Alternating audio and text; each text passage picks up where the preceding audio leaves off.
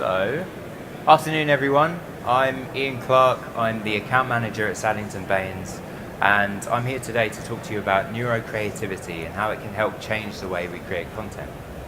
So, just to give you some background into the company, we are an integrated production studio. We've been working with major brands and agencies for the last 28 years, creating engaging, award-winning visual content that works across multiple platforms. So, to kick things off, I want to start with a little bit of audience participation, so please don't be shy. Please do feel free to shout out the answers to the questions that I ask.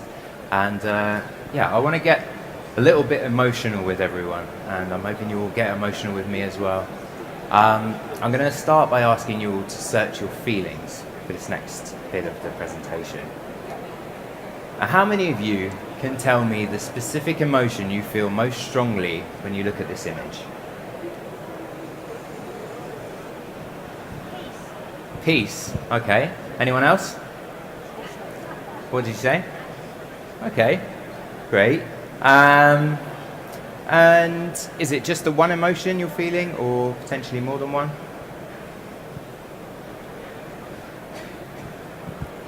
It's all right.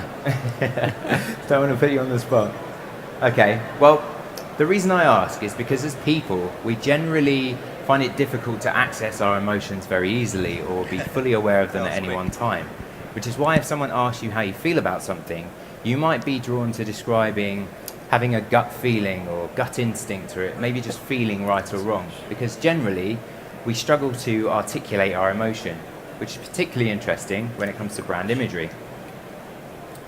Can anyone tell me which of these images feels the most refreshing?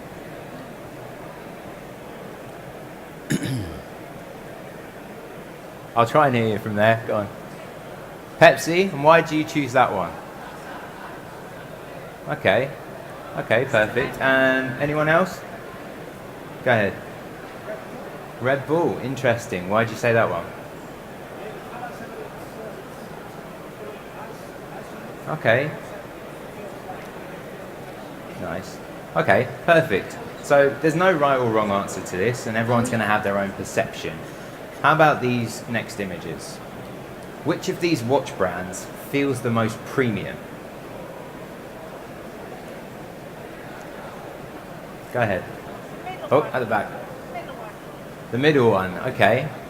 And you, sir? What were you going to say? Yeah? Okay. So they're all very similar, use very similar visual language, and many of these brands will have commissioned photography with the brief to make their watch look premium. But the difficulty comes in understanding how an image can be classed as premium to begin with, and whether or not it's even perceived that way by whoever's shown the image. Finally, look at these fragrances. Which of these feels the most emotionally positive? It's a tricky one. Anyone? Yeah? Middle? And why do you suggest that one?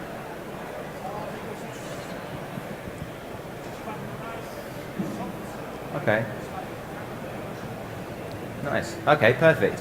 So, effectively, what I've been demonstrating by asking this series of questions is the reason why many traditional methods such as focus groups really struggle to give us any meaningful insight into what we feel about the imagery. And the reason that is because the very act of asking someone how they feel about something changes the way they feel about something. And here's why that's important. Because emotions govern our everyday behavior and decision making. Now, scientific research teaches us two initial key things. Number one, the majority of human thoughts happen at a non-conscious level.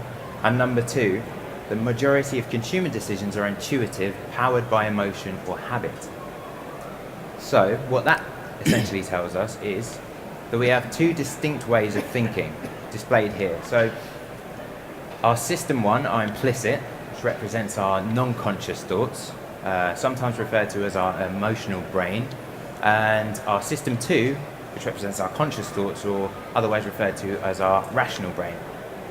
Now, what that tells us, giving you a quick example actually, system one, these will be the kind of thoughts that happen almost on an autopilot. So they'll get you through your day-to-day, you'll make many of your decisions that way without you being really aware of these decisions being made. Whereas your system 2, you're very much controlled, conscious way of thinking, and you're very much aware of them. So for example, you might be at home later on thinking about which Netflix series to watch next, or which book to read, or what you might have for dinner. These are the kind of thoughts that take place in your system 2. So what that tells us is that we feel first and then we think. And our brains massively favour that emotional wiring to the rational. And interestingly enough, our emotional brain sends 10 times more data to our rational brain than the other way around. And our emotional response is actually 5 times faster. So you can see that our emotional response dominates our decision making. Now, author and French marketing consultant Dr. Rappel sums this up perfectly in a phrase he calls intellectual alibi, or post-rationalization. And essentially what he tells us is that we use our powers of reasoning and rationalization to justify and reinforce those emotionally led decisions that our brains have already made. Fundamentally, what that means is that our system 1, or our emotional thoughts, lead the way in our thinking, even when our rational thoughts might be more appropriate to do so. And the bigger the decision, the bigger the emotional loading that goes into making that decision. For example, putting a deposit down on a house, or buying a new car, or having a child, or something like that. So part of the problem is, for so long, many marketing, brands and communication models have treated people as these rational beings making reasonable decisions based on what they know and understand, when in fact, our brains just aren't wired to make decisions that way. So effectively, are we using the wrong model? Many traditional tools for testing, they're only able to give us a measurement of above the waterline in this area here, which represents our conscious thoughts, which is why they struggle to give us any meaningful insight into how people really feel about things they're viewing. In order to understand that, we need to use alternative methods that are going to give us measurements below the waterline, where our non-conscious resides. There are many lab-based neuromarketing tools that will try to capture emotion before articulated response kicks in, and you might recognize some of these here. But there are 3 main types. You have biometrics, which relates to the measurement of human characteristics. You have neurometrics, which relates to the measurement of brainwave activity, and psychometrics, which relates to the measurement of non-conscious emotional response. Now, they all have their own strengths and weaknesses, but it's arguably psychometrics that are the most powerful and meaningful set of tools at our disposal. Which brings me to implicit associations. Now, I want you to take a second and think about what springs to mind when you think of a partner, or your best friend, or favorite holiday destination, Christmas. Now, each of these constructs is effectively a bundle of associations stored in the brain somewhere, comprised of feelings, occasions, and so on. And maybe think of them as a constellation, where some associations burn brighter than others, some are connected or far away, for example. Now, the better we understand the strength of associations, the better position we'll be in to understand why one particular image of a watch or a car, for example, can create certain perception. And there's in fact a direct correlation between the strength of those associations and the speed at which they spring to mind. This is called priming. I'm going to show you an image in a second, and again some audience participation here, but I want you to shout out the very first thing that springs to mind, no matter how obscure or whatever. Just shout out as loud as you can. So, go. What was that, sir? Twats. Okay. Anyone else? What do we get? Orange. Orange. I think I heard that as well. Okay, so why did these things spring to mind? Well, it happened to be the strongest association you had to the image you were shown. So you can see why measuring the speed of response will not only allow us to decode but understand how certain imagery resonates against those certain associations. And the faster the response, the deeper the association. Now, consumer neuroscience is an area of neuromarketing that's really grown in the last 5 years and is beginning to have a really profound impact in understanding the levers that drive creative effectiveness. And many of these leading brands will have already adopted these approaches in order to understand emotional response and adopted it into R&D, package design, communications, product design, user experience, and so on. So the question is, how can science help creativity? And the answer is very simple. The very thing that creatives are trying to evoke, namely emotion, is the very thing that implicit is trying to measure. So it's no longer a case of traditional research versus creative with implicit science. The two actually work in tandem. And we know this from the IPA's groundbreaking studies on effectiveness, that tapping into emotion can generate real tangible business value. And you can see from example here, the utilization of emotionally led campaigns are more than twice as likely to generate high levels of ROI and profitability than rational campaigns. This brings me to a question: why is Saddington Baines interested in any of this? Well, because we know that the creative execution of a campaign has massive significance to brands' perception and effectiveness. But up until recently, it's been very difficult to measure the true emotional impact of the creative decisions we've been making.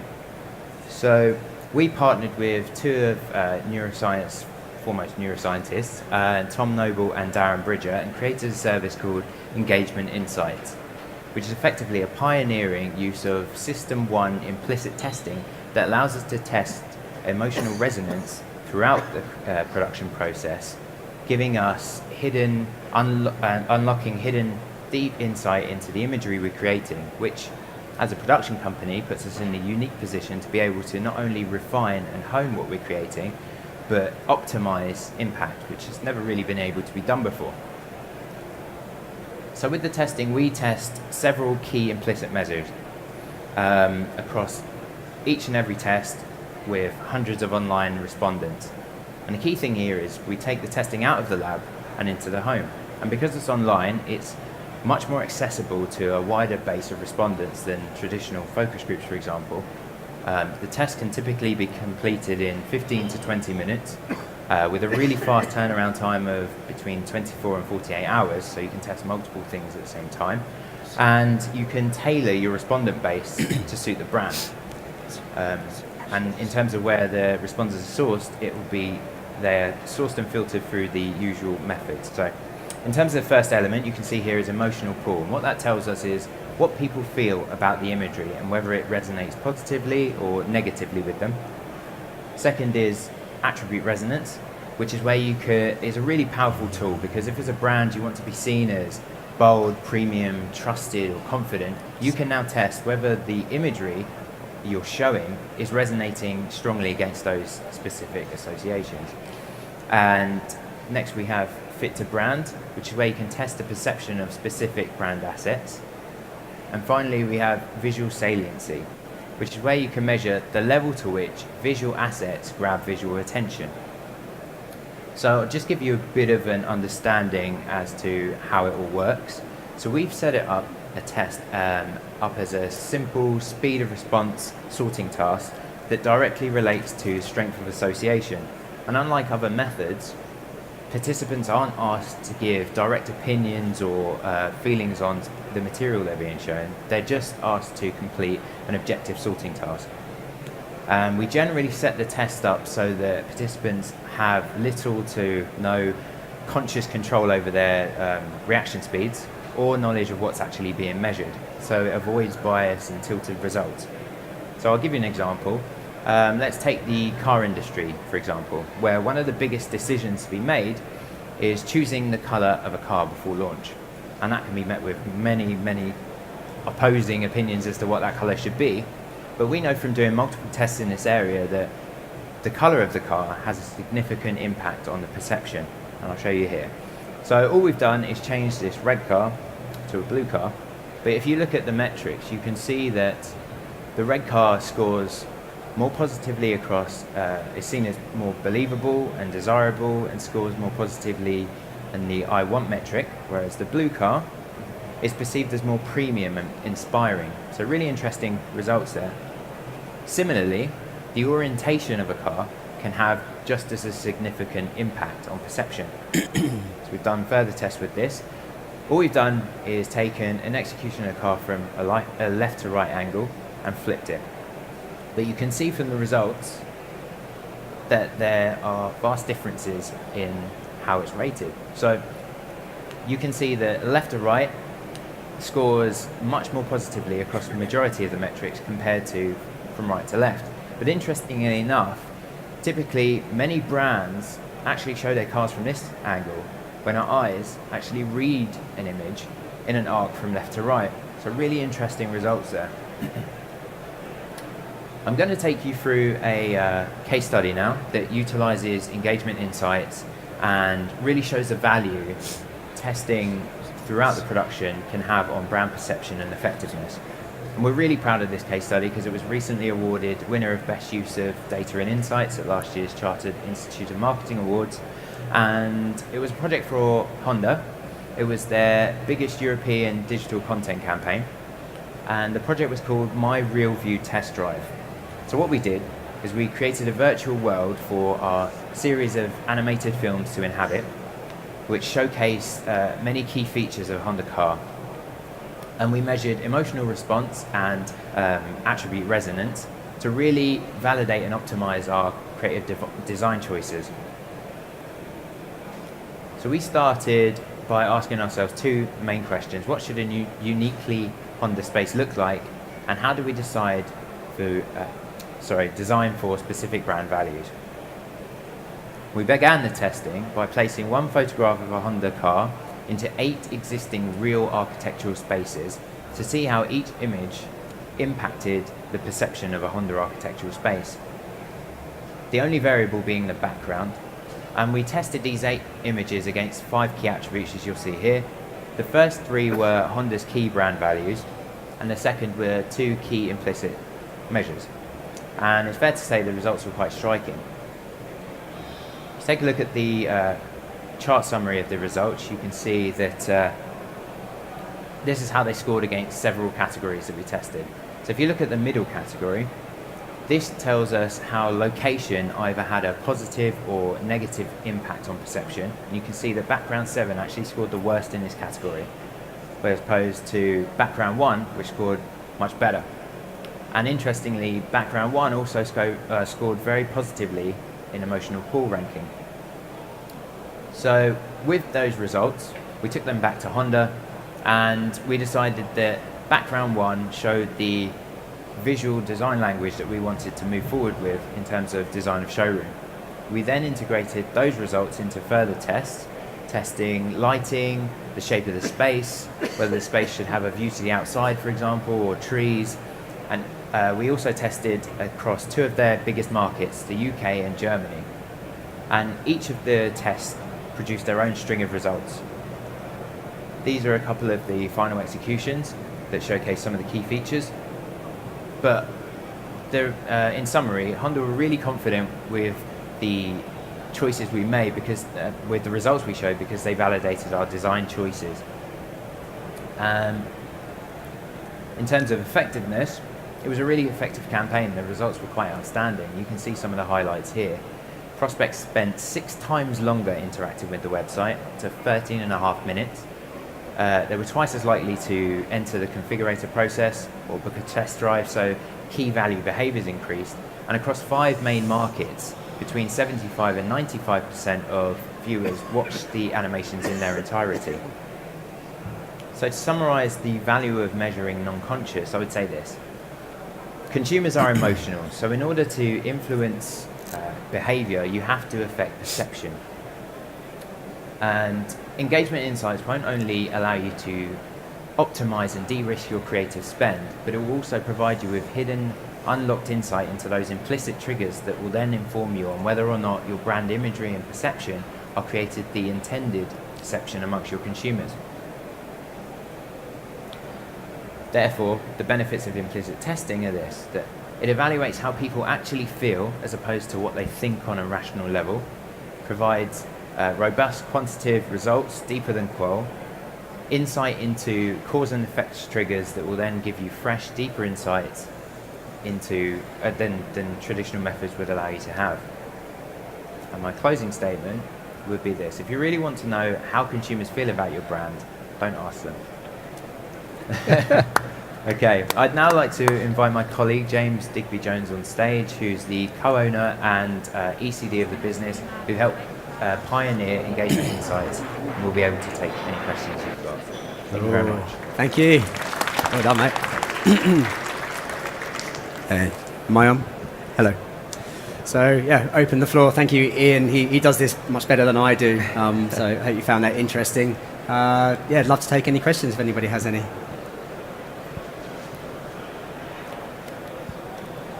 Hello. Cheers. When you say imagery a lot, what type of imagery would you be aiming for in terms of still images, motion graphics, VR spaces, etc.? So we're a CGI animation and post-production business, so we create still and moving content, whether that's online videos, TV commercials, and the like, and implicit neuroscience is able to kind of measure all kinds of different content, whether it's still moving, even audio, experiential kind of experiences as well. Go ahead. Oh, just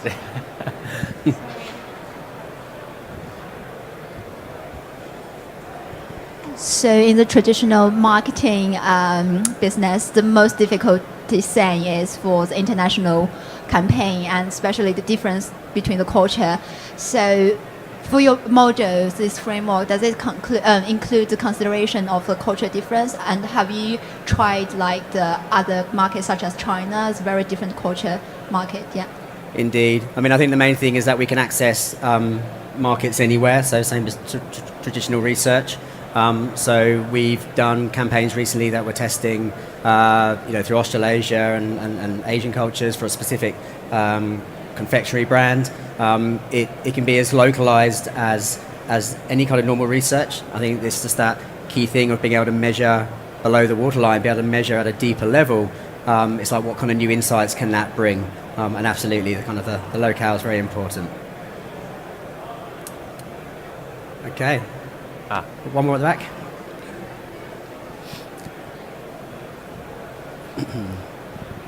How big would you say are your average sample sizes for these tests? So recently we've been testing with sort of either an N200 or 400 sample.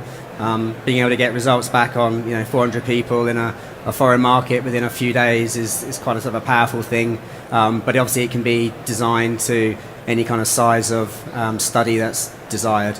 So I think that's why we say because we're getting several hundred typical results, you've got the statistical robustness that you might get from a quantitative study. One of the key things about this though is that these tests can't be faked. You can't just sit there just kind of answering yes, no's and making it up. There's only one right answer to the test. So the speed of response and the associations that it's measuring are to some extent kind of more genuine of those actual associations. And that's where with those deeper insights, it's got another level to kind of normal focus group response.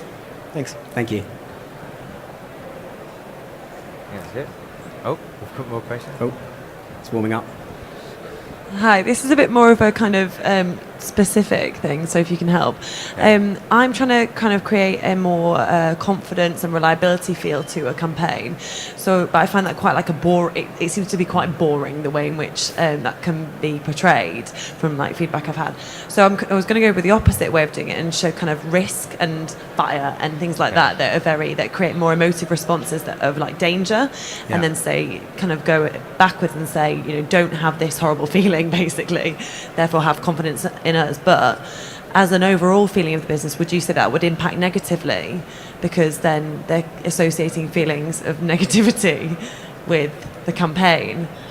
So that's an interesting question. I think there's kind of like an aspect of the strategic positioning that's not necessarily where we're getting involved. But if we understood, so if you as a brand understood how you wanted to reach your market, your consumers, if you knew what the kind of the triggers were that motivated them to buy your product or to be associated with your campaign, the fact that us as kind of image makers can actually work out or kind of help optimize and find out what visual ingredients within the campaign imagery are actually flicking which kind of emotional switches, it allows you to make much stronger kind of decisions within the campaign to based on what you want to elicit. Okay, cool, thanks. Thank you. Gentleman to the front here.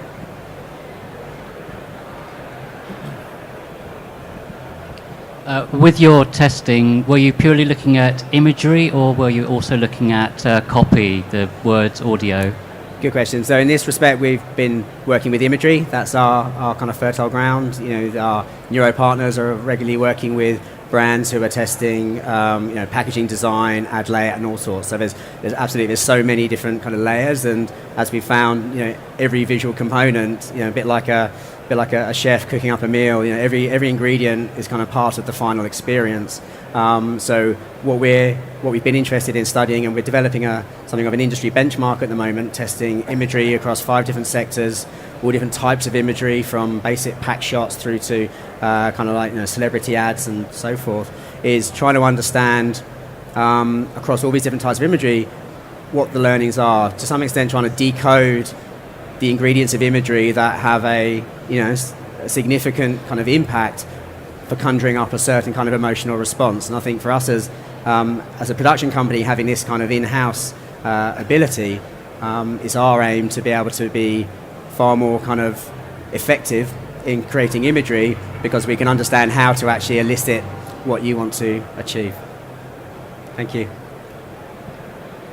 So actually, Okay. I think on that question as well, there's an element that we test, fit to brand, for example, where you can test certain things as copy, logos, colours, fonts, and that kind of thing as well. So that can be incorporated into the testing. Indeed.